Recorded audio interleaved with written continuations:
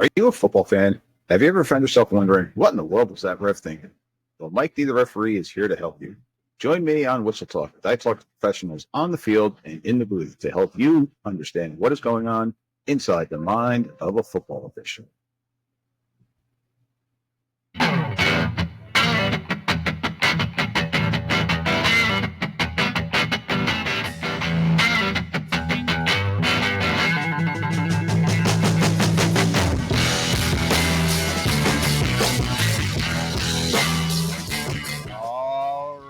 Ladies and gentlemen, welcome back to another episode of Whistle Talk. Mike D, the referee, here joining you as we get closer and closer to the start of our season. First youth practice tonight. First youth practice for my son's AYF football team. So it is here for me. I'll be on the field just in a different capacity. Joining me once again, I got Mr. Daniel Chamberlain. Daniel, what's happening, brother? How are you, sir? It's another wonderful day, Mike.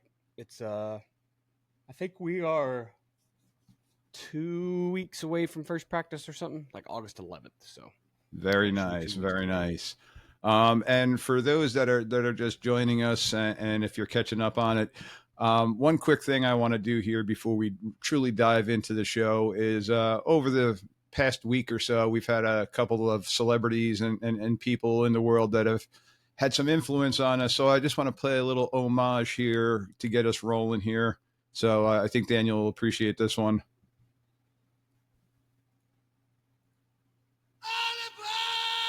Hey, let's go. I.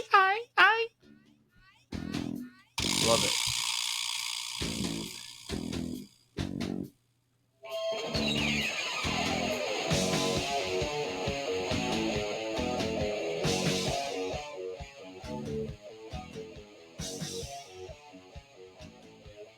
Can't go wrong with some Aussie, man.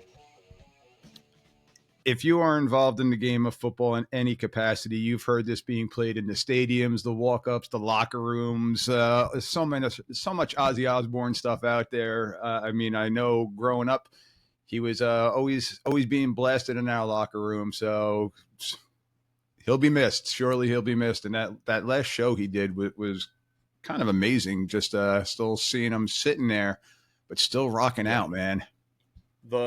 The need to sit, obviously, kind of the body was failing him and he was still really just kicking it. I was watching some stuff about, basically he refused to come out in a wheelchair. So it was get strapped into this giant throne.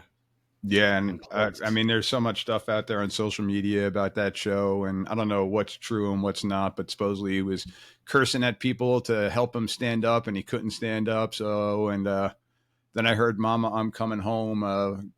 His daughter said that was basically his own funeral, that he was saying he's coming home. And they actually played it without the music in the background and just the vocals aspect, and you could hear it in his voice. So pretty crazy stuff. But Ozzy Osbourne will definitely be missed. So kind of a little bit off our beaten path here, but I think that's something that most people that are involved in our sport of football have partaken in a little Ozzy Osbourne at some point. So for sure.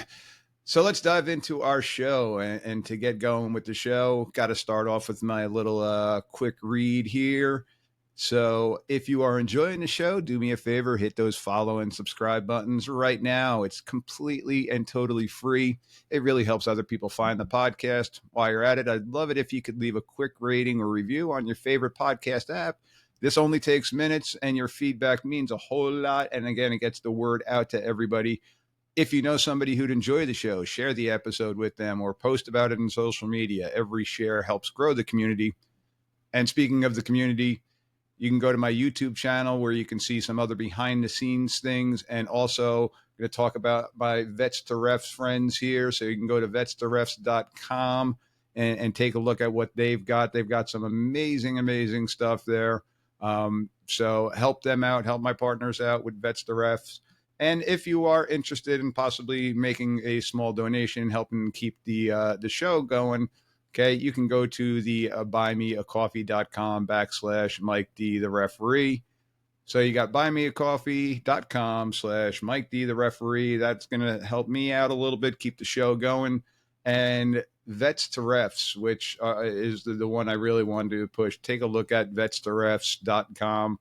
They're doing great things. I know Daniel, not with Vets to Refs, but with Battlefields to Sidelines. I think you had Soldiers to some Sidelines. ties Yeah, with. that's the one to get to be a coach, and of course yours is a program helped become for refs.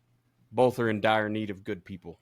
And both are actually working with each other too now. So that it's awesome to see that they're helping out the veterans that are out there. So if you know a veteran or first responder that might be interested in sharing and jumping into our great game of football to some capacity, be it the coaching capacity, the officiating capacity, check out those two groups. Some awesome stuff there. Daniel, where can they find you? Always got to give you your opportunity Well, I to appreciate plug. that, Mike. You can find me all over doing football in multiple places. Primary places are going to be the podcast, the football coaching podcast with Joe Daniel, on all your favorite podcatchers, as well as the Coaching 101 podcast with Kenny Simpson. You can see that one a little more live. Obviously, the stuff's on Spotify or Apple or whatever you do, but I also share a bunch of that live on my Twitter over at Coach Chambo OK, and then my Facebook. You can find Daniel Chamberlain out there on the Facebook world, and it says all my good coaching stuff. So great places to go find that. And then, of course, my Patreon, patreon.com/Chamberlain Football Consulting, where I'm helping coaches get into all the minutia is my word of the day. So, Ooh, yeah, I know it's a good one, right? If you SAT need word. graphics, if you need to build a recruiting website, if you need whatever the things are you need as a coach, it's a great place to start. Good stuff. Good stuff. So today, Daniel and I, we completed basically our rule book, our rules 1 through 10. So if you had an opportunity to listen to them, today we're going to kind of tie it all in. Last week's episode was a repurposed episode with Jim Kapora that I had on. I'm going to actually get a chance to see Jim this weekend we have a state clinic coming up, so officials clinic. So a bunch of us zebras sit around and hang out and talk and go over some mechanics and some rules and things like that. So just like your coaching clinics. And again, some of the best clinic material comes from not at the clinic, but at the bar afterwards, just talking and getting to know people and just sharing some stories. So things like that. So I'm looking forward to that this weekend.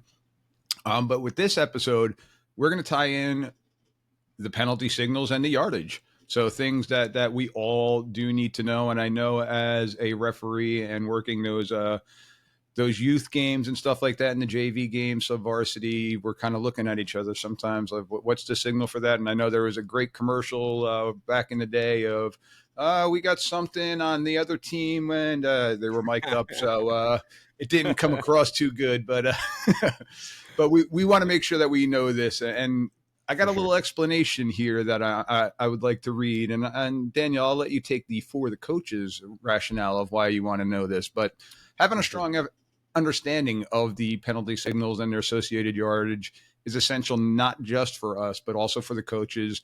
I have in here for the people in the press box because it's such a pain in the butt for the people in the press box when they announce the wrong thing and then the fans start going nuts because they don't know what's going on.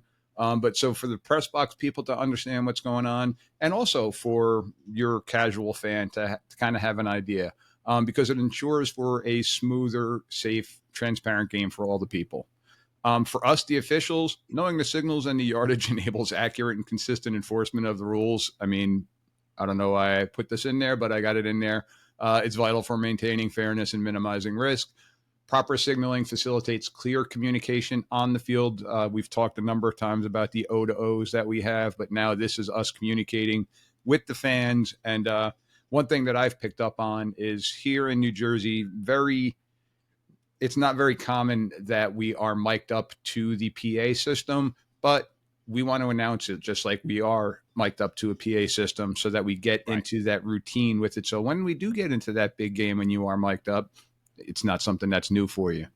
And understanding the correct yardage and enforcement option helps the officials avoid errors. And again, this is where your crew comes into play here, because we have mechanics that help us walk it off, not just the umpire walking it off, but one of our short wings helping us walk it off, and also just accurately giving the information to the referee so that they can signal. So that's why it's important for us officials Daniel, I'll let you take it for the coaches. Yeah, coaches rely on immediate, clear penalty information to make informed strategic decisions, e.g., accepting or declining a penalty, adjusting play calls, etc. Goes back to one of the big ones of just knowing when you can move the ball around, right? Pick your own hash, things like that. These are all Yep. great things to know. Knowing penalty yardages helps coaches manage the game, such as play selection, clock management, or field position strategies, and prepares players for rule compliance, promoting safer play. Coaches must be able to interpret official signals quickly to effectively communicate with their teams and advocate for their interests during the game. I remember one of the better coaches I ever served with or played with here, coach, whatever we do. He even was correcting a newer official on the sideline. Of course, he's got 30 plus years, and he was like, "Hey, man, that's you wrong signal or whatever. Like you're giving us the wrong penalty," and corrected him. He was like, "It's okay. It's my job. I'm here to keep you honest." You know what I mean? It's just he Nice. knew him so well. He knew him better than the ref, which is a good place to be if that's a good relationship. Yeah, and listen, again, we got to be open to criticism on our end too, because the coaches are always open to criticism. So we got to be there to learn, and once again, we are at times going to make a mistake. So as we've always said, just own up to it. For our press box people, for people upstairs, if you are on the PA system here in New Jersey, we are lucky enough that the people that are running our game clock are carded officials, so they're usually up in the press box, so they can kind of narrate to the people on the PA system about what's going on. But it helps give accurate signals to update scoreboard, announce penalties, provide timely and correct information to the fans and to the media. That one is we're pissing somebody off when we're calling a penalty. One side of the bleachers is going to be mad at us and the other side is going to be happy, but we want to make sure that they understand what is going on. So understanding both the signal and the enforcement allows the press box to track everything. Because also if the press box puts the wrong down on the scoreboard, people start flipping out, because if we got a loss of down or we got a replay of down, different things like that, it just makes the game go a little bit smoother. So that's why we want to know all these different things. There's a lot of other reasons, but these are going to be the main ones. So in our book, and I'm going to hold up our NFHS rule book here. Okay, you can see very quickly pages. Where we're at. We're in the 90s here, 95, 96. Right at the end of our rules, it's got a list of 47 different signals.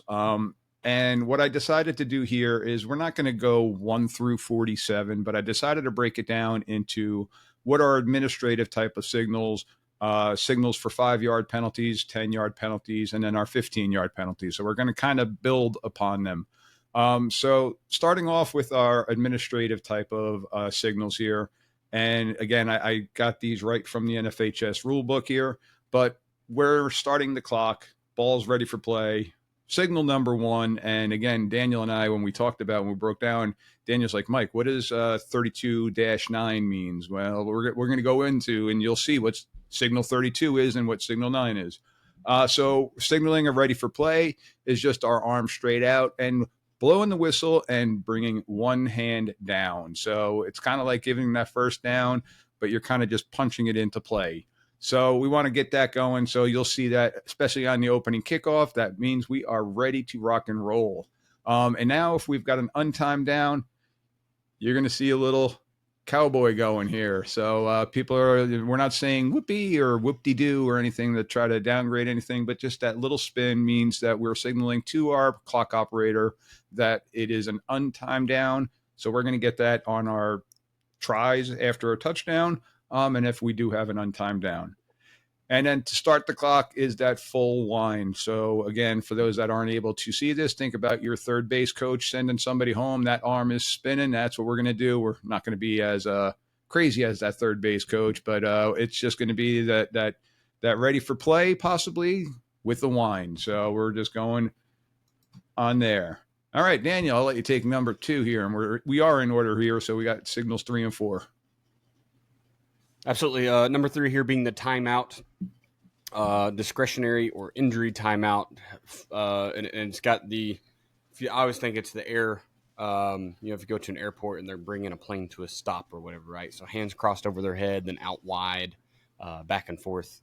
And it says followed by tapping hands on the chest.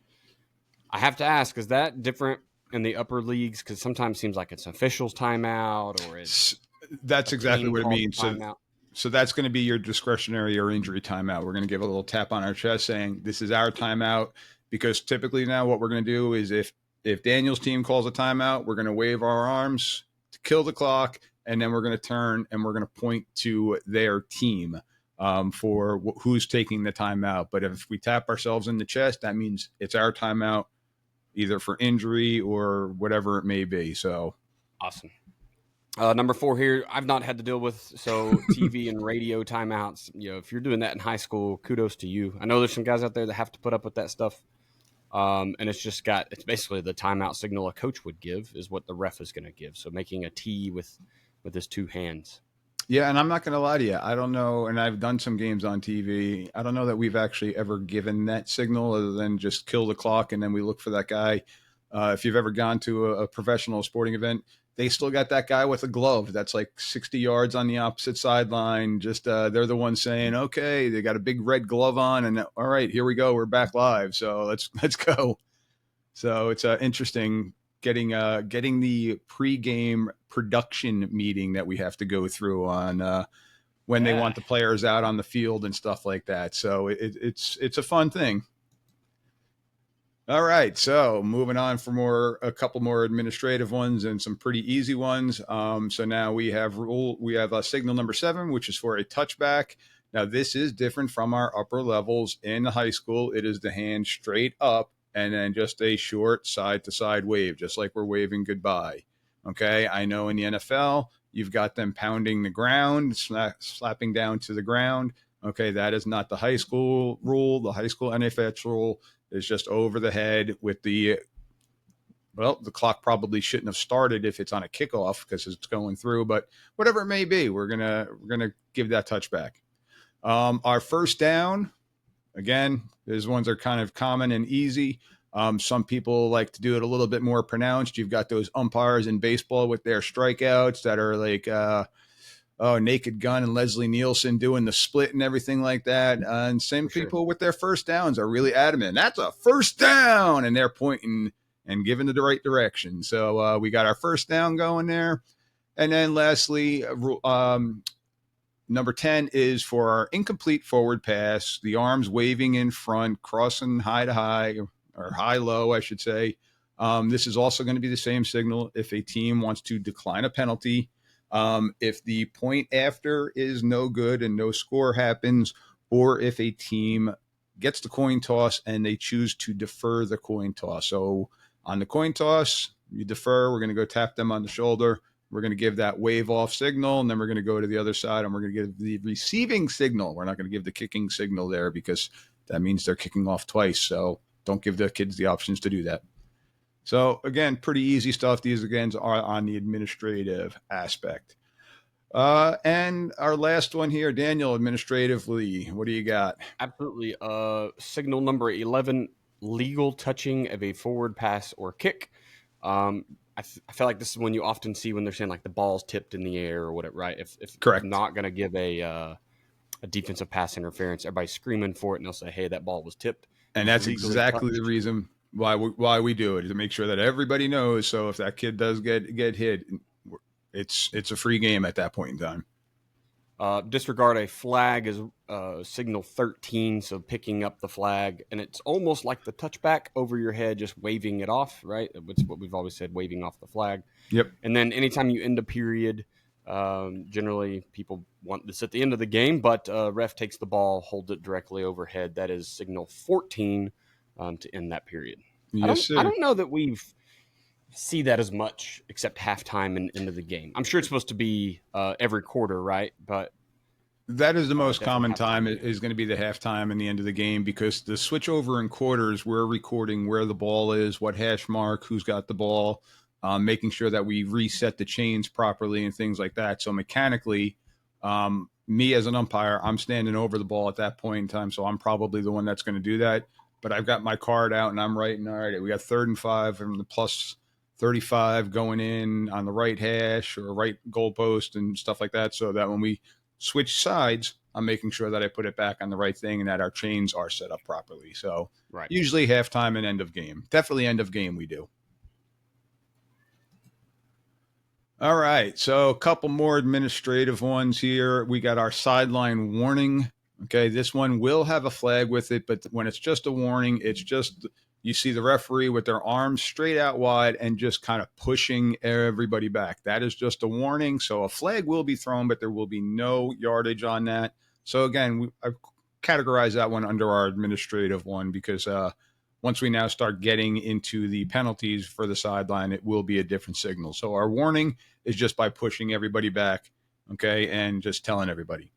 So our play clocks. So when we reset the play clock, and this is especially if the school has a set play clock in their end zone, which in my area we have one school that does have it, and it is not going to lie, it's a pain in the butt for the people that have to administer it because it's an extra button on our uniforms as opposed to it being up in the press box, which is where ideally it would be. But if we need to reset the play clock, it's just that pump up one hand for a 25-second, or we're raising the roof for 40 seconds if we got to reset that clock for 40 seconds. So you're typically going to see that. That is signal number 17. And now signal number 12, we're just going to kind of skip over because it doesn't ever happen. It never happens, right? The inadvertent whistle signal. I don't know many referees that even know this signal, and the graphic here is kind of vague. Hard to tell.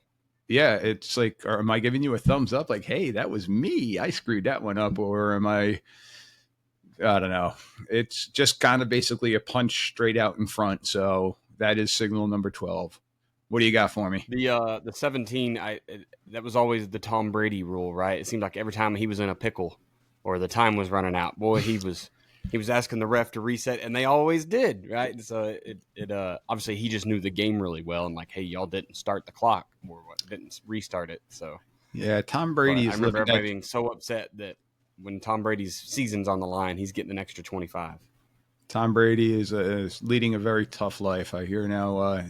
Sofia Vergara, or however you pronounce her last name, we're seen together. Is that his new thing? I mean, when you get dumped by Giselle, she was making more money than him, so it's all good. Yeah. All right, Daniel, we got two scoring signals here. I'll let you take these ones. Absolutely. Everyone's favorite. It's going to be signal number 5, touchdown.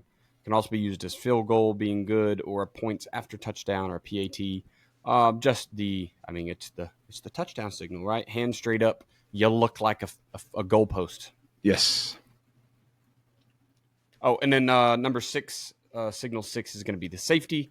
Both hands over the head together, palms together, kind of looking like the Egyptian. Yeah, there you go. Walk like an Egyptian. Just don't do the dance when you're doing that signal.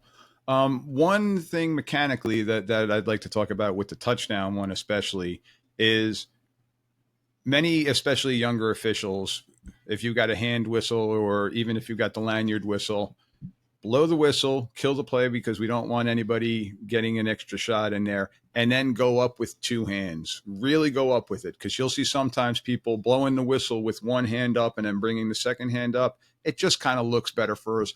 Blow the whistle and then go up with it. Sell it. If it's a short yardage play, bust your butt down the goal line, come in, make sure you got the read, communicate with your short wing across from you, and then put your hands up. This signal is going to come from our short wings and our deep wings, depending upon where the ball is mechanically. I, as an umpire, should never be giving this signal because I don't have forward progress. So I should never really be giving this signal. Now, I can help out, and we have communication that we work with. We're all like, give a little tug on my shirt, especially on those short yardage plays. If I see that the running back got in clean, but there's just masses of humanity, I'll give a little signal. Some people like to touch the brim of their hat, different things like that. But that's where we're going to help out. But I'm never going up with it. Same thing when it comes to a safety. The safety, it could be me in rare instances, but this is typically going to be our referee that is going to give that signal. All right, so now we've got our dead ball fouls. And talking about now dead ball fouls, and these are going to be the 5-yard varieties. What we like to say is not dead ball, false start. It's prior to the snap or before the snap.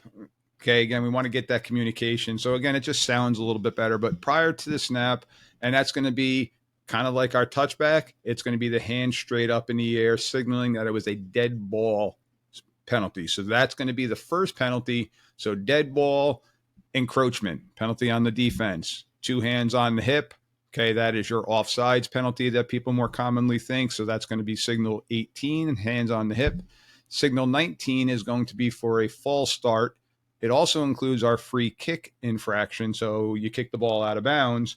And we have a snap infraction, which in my opinion, I consider that just a false start by the center. So the snap infraction, when you get that center that kind of flinches the ball and different things like that. So that's going to be the 2 arms kind of rolling in front, okay, signaling for a false start. It is also something that we do mechanically. So if you see it and you see all 6 or 5 officials doing it and looking at each other, this also means that it's a live play. So field goals, for example, when the field goal is blocked, it's still a live play. We're not looking to kill it like as we would if it was an extra point. So it's just a little signal that we give to each other. And that's signal 19, again, the 2 arms rolling out in front. And now signal number 21 is a delay of game, and that's just crossing your arms in front, almost like you're going to be going in that tomb, lying down, but the 2 arms in front. So again, all of these are going to first be Rule 7, signal 7, hand up, and then followed by what the penalty is. So before the snap, we got a delay game, 5-yard penalty, replay first down, different things like that. All right, Daniel, a couple other ones. Yep, dead ball, loss of 5 yards. Like you said, we're giving signal 7, so the dead ball foul, same as a touchback. And then we have 23, disconcerting act. I believe this is the same one we use for is it unsportsmanlike is the same here? So unsportsmanlike is going to be a different one. And this used to be an unsportsmanlike penalty. So the disconcerting act, and the most common one that we're going to have is defense calling out a cadence, things like that. It used to be a 15-yard penalty. So now it's only a 5-yard penalty. We still don't want to have it. There you go. And then signal 29. And I didn't describe 23. Signal 23, we were just talking about disconcerting act. It's just one hand behind your head.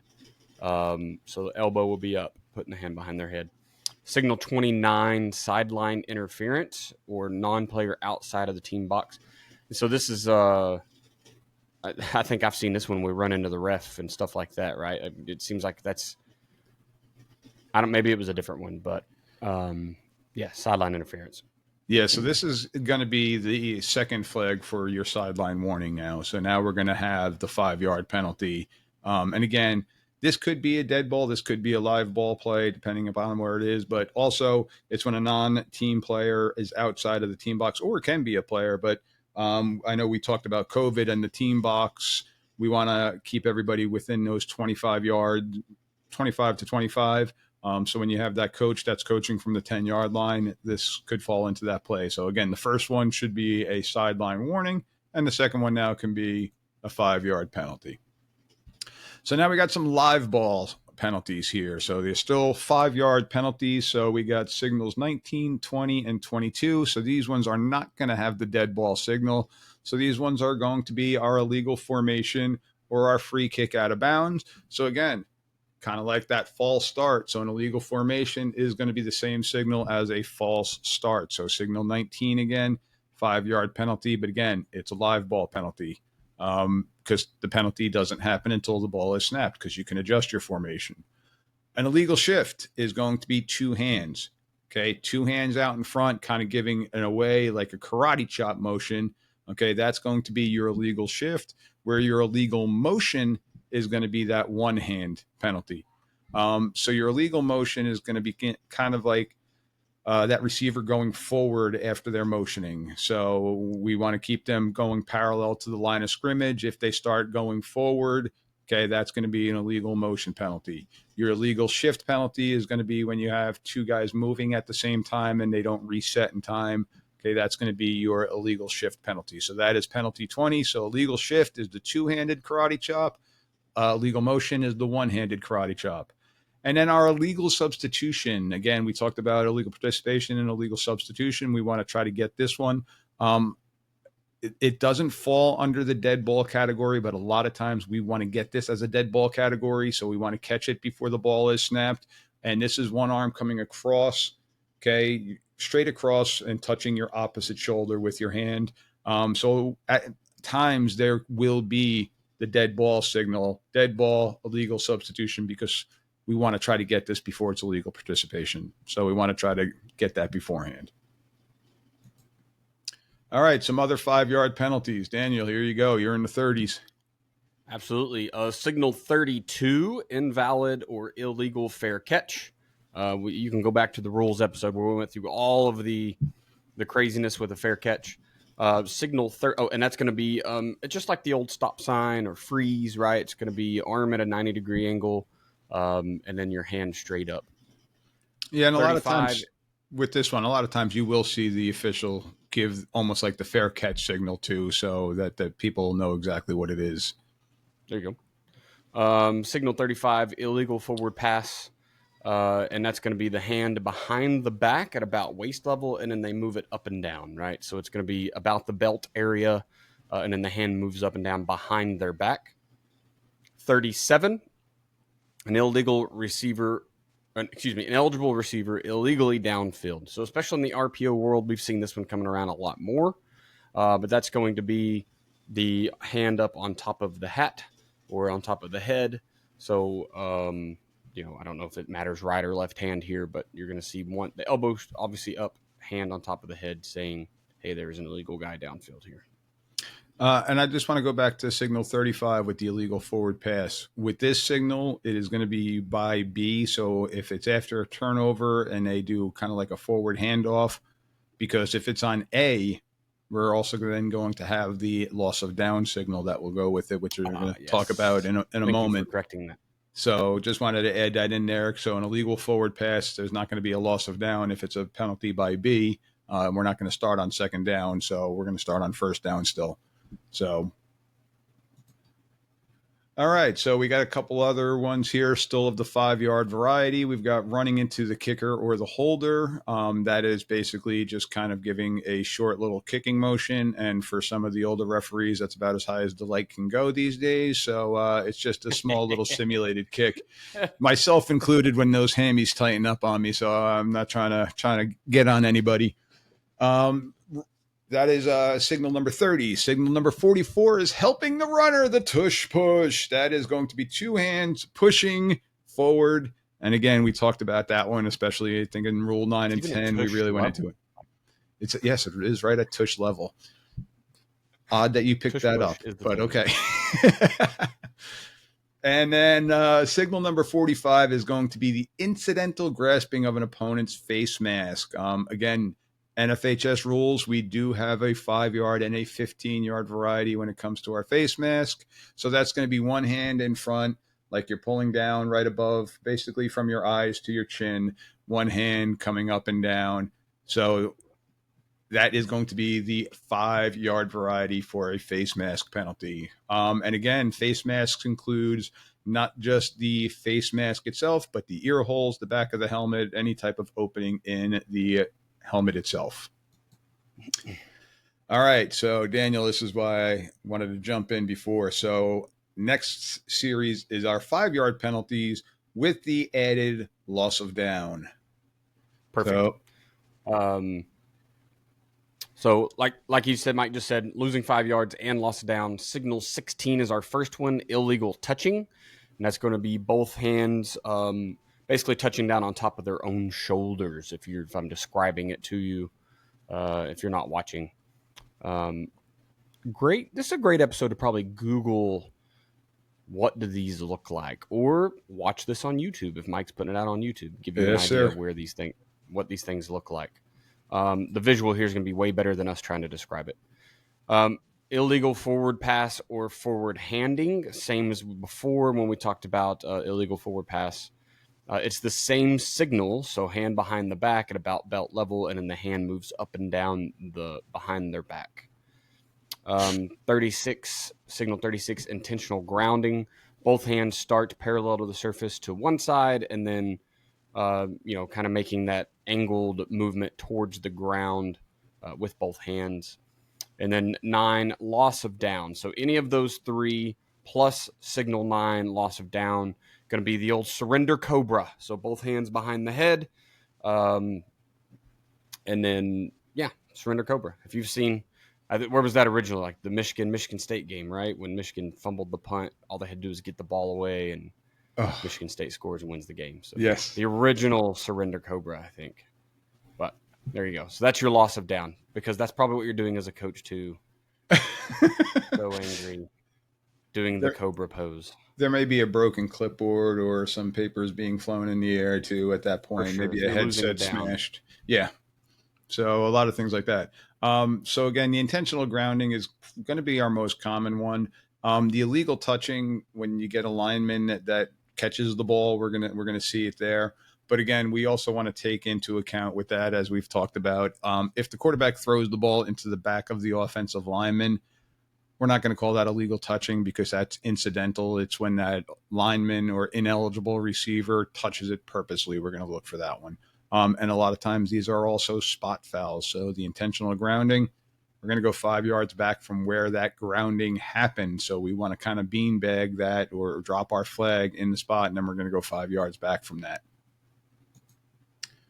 All right, so moving on now. We got loss of 10 yards. And there's not many, actually. It's kind of odd. We got 5 15-yarders, and then we kind of got our 3 basic 10-yarders. So signal 31 is for illegal kicking or batting. Okay, and that's just putting one hand on your shoulder. Okay, just a one-handed tap. So illegal kicking.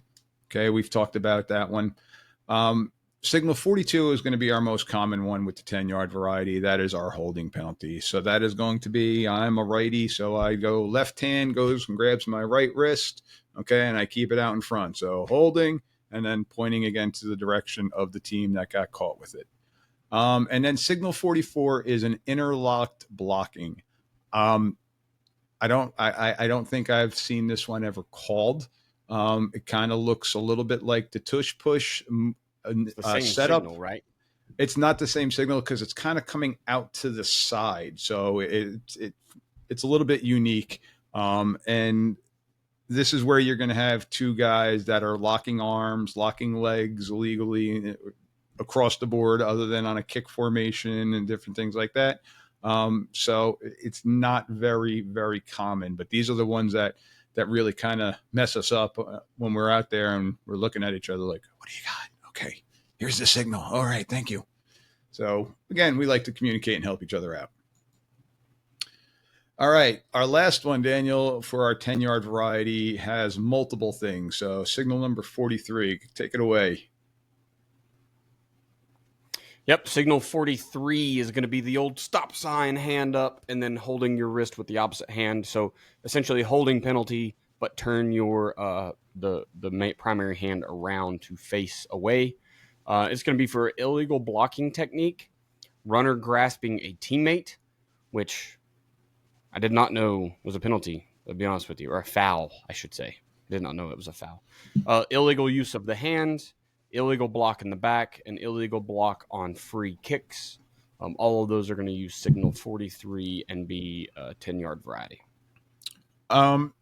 And yeah, the runner grasping a teammate, like you talked about, it's again not very commonly called because I know we all teach, especially on your power and counter games, of getting into that hip pocket of that pulling lineman. That's right. And a lot of times, I'm not going to lie, I'm going to start teaching it today. I have them put their hands on the hip or their hands on their back as they're going through.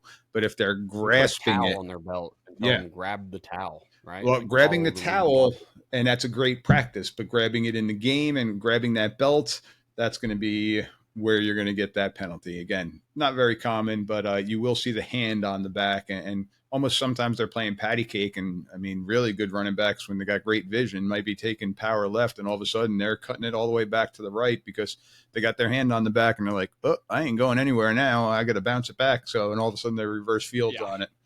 So again, very uncommon, but signal 43, again, that palm away typically is going to be for your illegal blocking technique or blocking the back. All right, so now we move on to the big boys, 15-yard variety. So signal number 27 is one we really don't like to do, but that's unsportsmanlike conduct. This looks like you're playing your two arms straight out. This is a 15-yard variety. So the way that we like to talk about it is our unsportsmanlike penalties are penalties where the ball's not involved, in essence. So it's not a penalty on the ball. It's a penalty on a player or non-player. So verbal abuse, different things like that, trash talking. Okay, that's going to be your unsportsmanlike conduct. So that's going to be a signal 27, hands out. And we will talk about if you get multiple unsportsmanlikes in another slide coming up. Another 15-yard penalty is an illegal block after a fair catch signal. So we've talked about that deep returner gives that fair catch signal. And I think we talked about Julian Edelman was fantastic with it, where he would bluff the fair catch and then just disappear to a different side. But if you don't give that fair catch signal, you can block. If you do give that fair catch signal, you cannot block as that receiver. So that is a 15-yard, and that is going to be your illegal block signal, just like we talked about. So palm out on the wrist. And then our signal 33 is our interference penalty. So got both here, pass interference and kick catching interference. That's going to be both hands pushing away from the body and then signaling to which direction.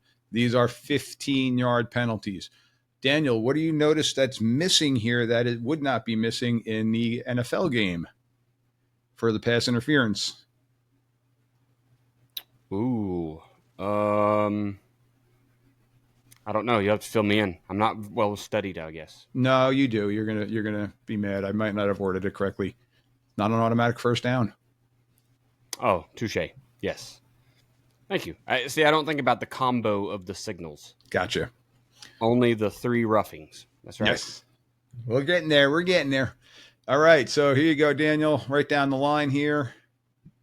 Well, I missed All right, the so number we're going to here. go with signal 39 for clipping, and that is just taking the hand and like basically touching the back of your knee, showing a clipping signal.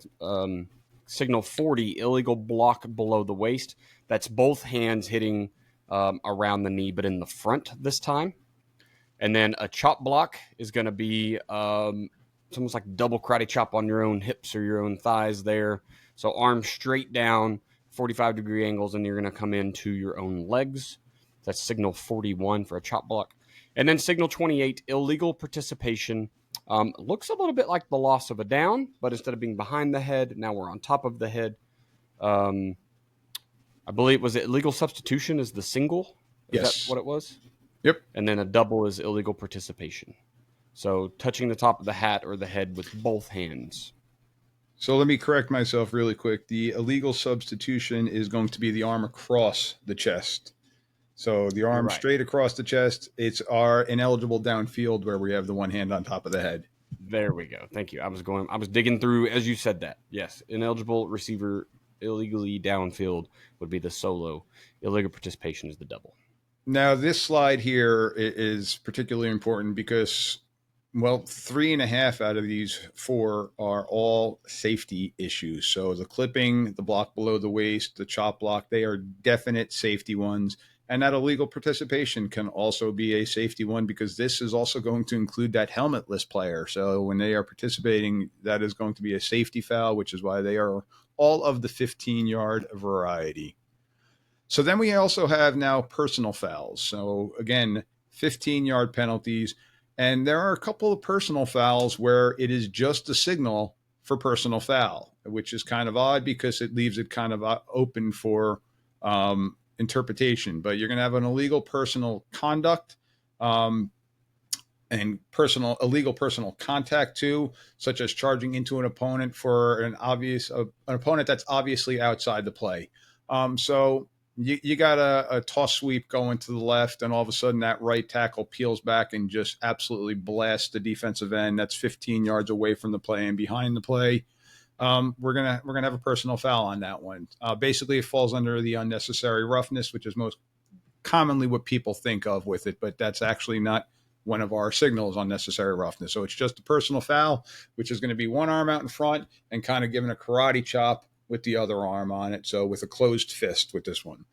Hurdling the opponent, which I know we've talked about before, and the fun part with that is going to be a 15-yard personal foul.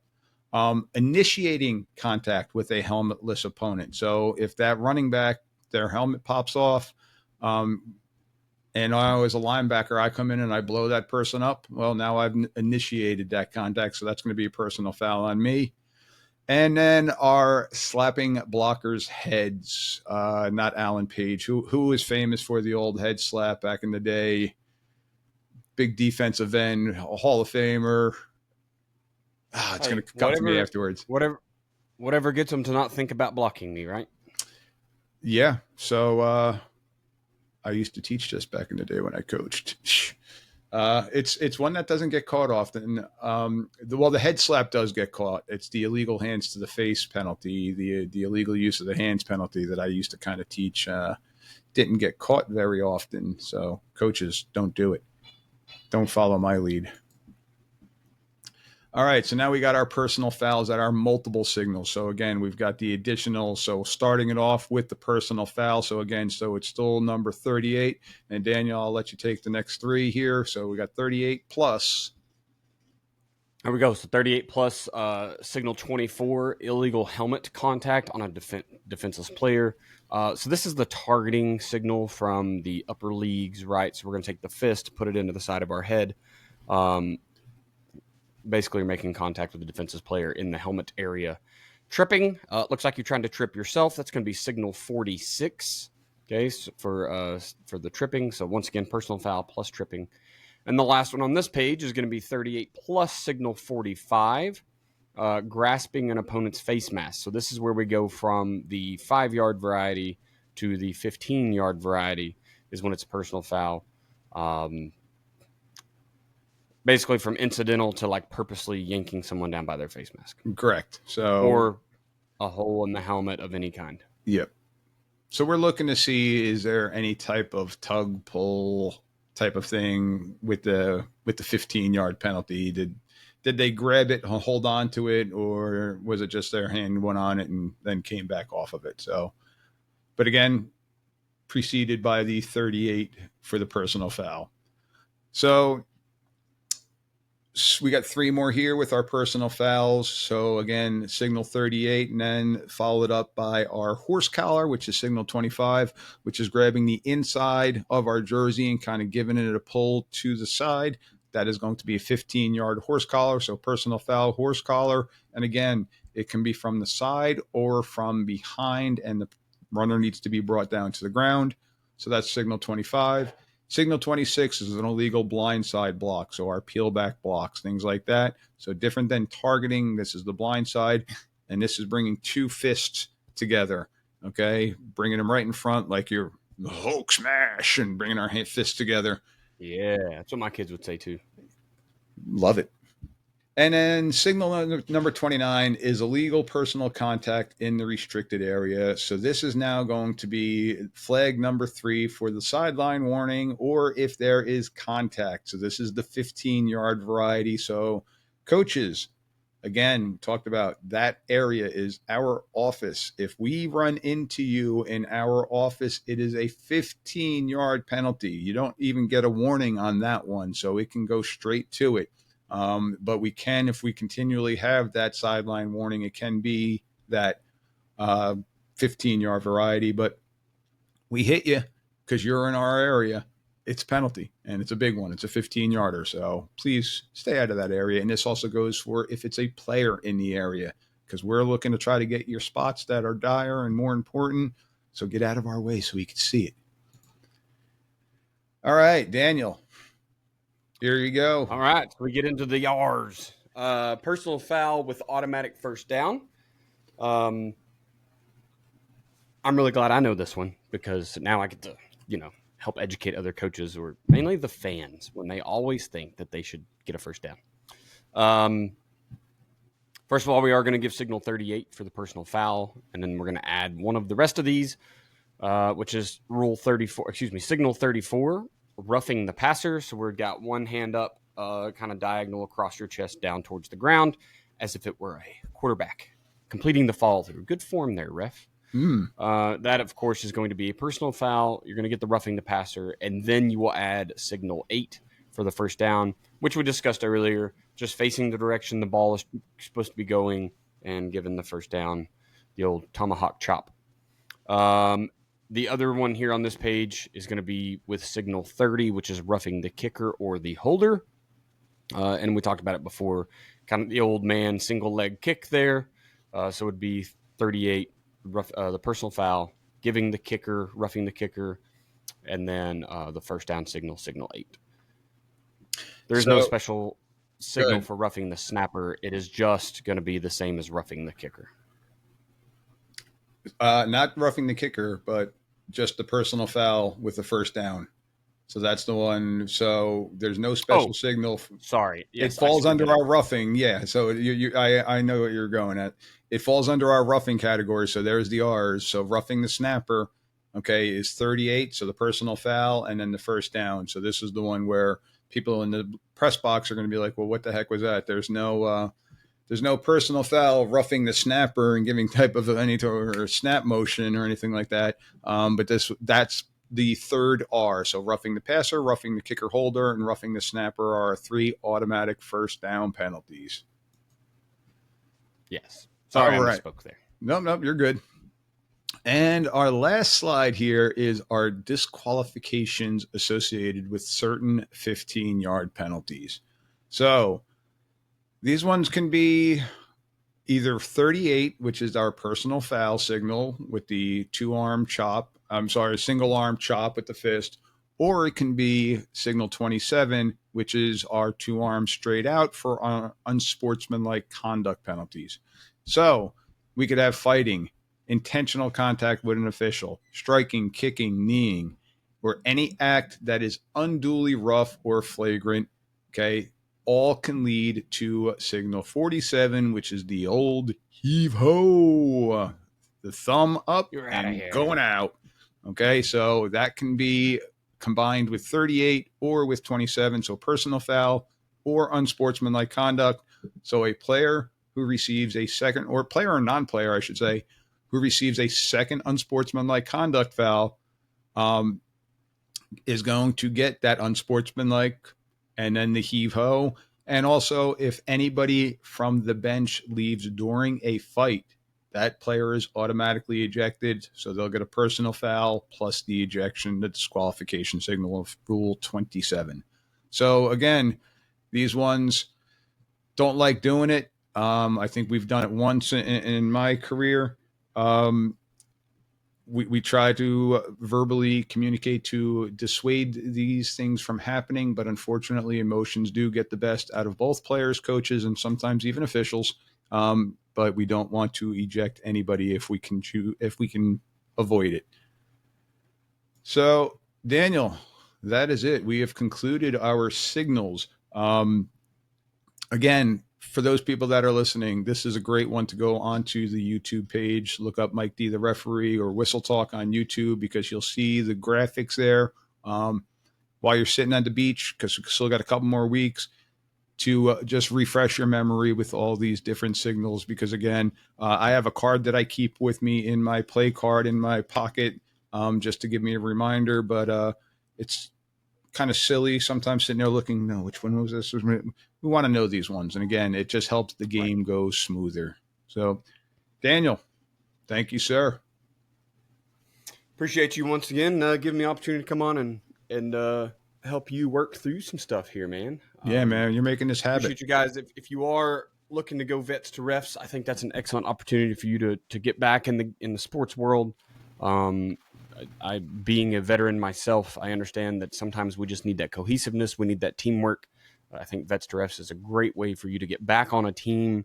You're doing something that, once again, like every military member, it's a thing that it's going to put you at the forefront of a lot of people's opinions, I guess I should say, right? That's the easy way to put that, but it's a great one. To also check out Soldiers to Sidelines if you want to get back into the coaching side of things. We need both. We need both dearly, or direly. I don't know what word that is. We need them a lot. That works too. Yes, sir. So again, check out those websites. I'll post them in our show notes. Definitely take a look at them. But once again, we are at the conclusion of our rule book, and now we're getting into the season. So now we're going to start getting the complaints and hopefully start clearing some stuff up. So Daniel, once again, thank you for jumping on here. Hopefully this helped you out, and I will see you soon, my friend. Absolutely. Thank you, Mike.